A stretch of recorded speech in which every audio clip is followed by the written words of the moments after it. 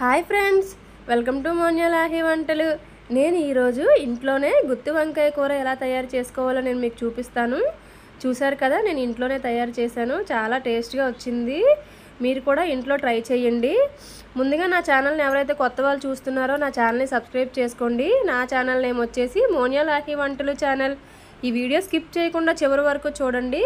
చాలా సింపుల్గా, చాలా ఈజీ ప్రాసెస్లో గుత్తి వంకాయ కూర అనేది మనం తయారు చేసుకోవచ్చు.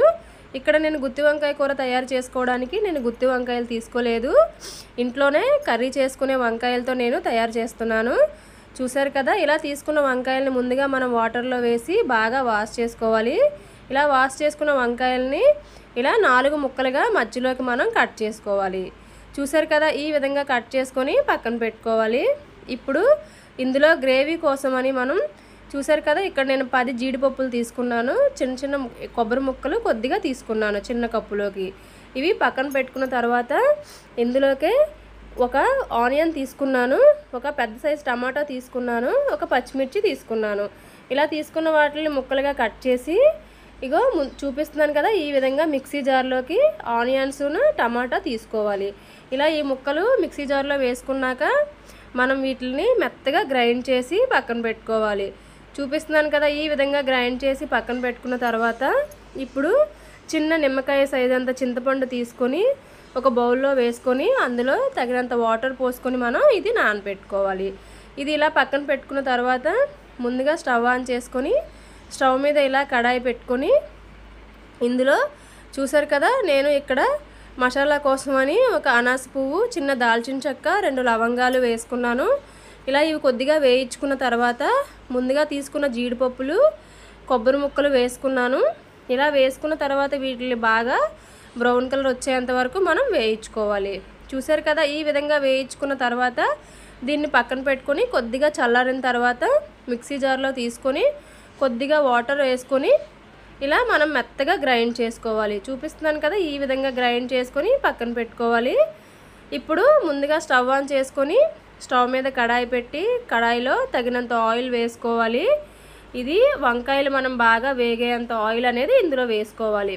చూసారు కదా, ఈ విధంగా ఆయిల్ వేసుకున్న తర్వాత ఆయిల్ బాగా వేడెక్కిన తర్వాత ఇందులో వంకాయలను వేసుకొని అందులోనే చిటికెడు పసుపు వేసుకోవాలి. ఇలా పసుపు వేసుకోవడం వలన వంకాయలు అనేది కలర్ మారకుండా అలానే ఉంటాయి. చూసారు కదా, ఈ విధంగా వేసుకొని మనం లో ఫ్లేమ్లో అనేది ఒక 5 నిమిషాల పాటు ఇలా వేయించుకోవాలి.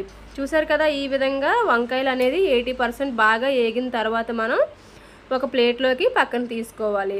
ఇలా పక్కన పెట్టుకున్న తర్వాత ఇదే ఆయిల్లో మనం ముందుగా గ్రైండ్ చేసి పెట్టుకున్న ఉల్లిపాయ టమాటా పేస్ట్ అనేది మనం ఇందులో యాడ్ చేసుకోవాలి. చూసారు కదా, ఈ విధంగా యాడ్ చేసుకున్న తర్వాత ఇందులోనే మనం ముందుగా కట్ చేసి పెట్టుకున్న పచ్చిమిర్చి కూడా వేసుకోవాలి. అలానే నేను ఇక్కడ టేబుల్ స్పూన్ వరకు అల్లం వెల్లుల్లి పేస్ట్ అనేది యాడ్ చేసుకున్నాను. ఇలా యాడ్ చేసుకున్న తర్వాత దీన్ని అంతటిని బాగా మనం వేగించుకోవాలి. చూసారు కదా, ఈ విధంగా ఆయిల్ అనేది పైకి తేలేంత వరకు బాగా వేగించుకున్న తర్వాత ఇప్పుడు మనం ముందుగా గ్రైండ్ చేసి పెట్టుకున్న జీడిపప్పు, కొబ్బరి పేస్ట్ అనేది మనం ఇందులో కూడా యాడ్ చేసుకోవాలి. చూసారు కదా, ఈ విధంగా మనం ఇందులో యాడ్ చేసుకున్న తర్వాత ఇది కూడా మనం బాగా వేగేంత వరకు మనం వేయించుకోవాలి. ఇలా వేగేటప్పుడు మనం మూత పెట్టుకొని సిమ్లో అనేది వేయించుకుంటే బాగా వేగుతుంది. ఇలా వేయించుకున్న తర్వాత చూసారు కదా, ఇందులోనే నేను ఒక టేబుల్ స్పూన్ వరకు కారం యాడ్ చేసుకున్నాను. ఇక్కడ నేను కారం అనేది స్పైసీ తక్కువగా యాడ్ చేసుకున్నాను. మీకు కారం కొంచెం ఎక్కువ కావాలంటే ఎక్కువ యాడ్ చేసుకోండి. అలానే ఇందులో ఒక టీ స్పూన్ వరకు ధనియాల పొడి యాడ్ చేసుకున్నాను. 4 టీ స్పూన్ల వరకు సాల్ట్ యాడ్ చేసుకున్నాను. మీరు రుచికి సరిపడా సాల్ట్ అనేది యాడ్ చేసుకోండి. చూసారు కదా, ఈ విధంగా యాడ్ చేసుకున్న తర్వాత నేను దీన్ని అంతటిని బాగా కలుపుకొని బాగా ఈ పేస్ట్ అనేది మనం బాగా వేగేంత వరకు వేయించుకోవాలి.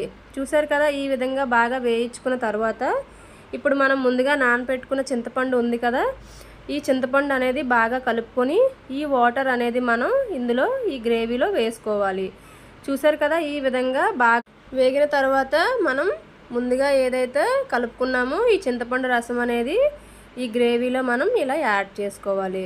చూపిస్తున్నాను కదా, ఈ విధంగా యాడ్ చేసుకున్న తర్వాత ఇది అనేది హై ఫ్లేమ్లో మనం ఈ చింతపండు రసాన్ని, ఈ గ్రేవీని బాగా మరిగించుకోవాలి.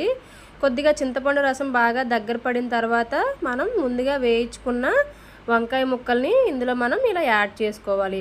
ఇలా యాడ్ చేసుకొని ఒక 5 నిమిషాలు మనం సిమ్లో పెట్టి ఇలా ఉడికించుకోవాలి. చూసారు కదా, ఎంతో రుచికరమైన వంకాయ కర్రీ, గుత్తి వంకాయ కర్రీ అనేది రెడీ అయిపోయింది.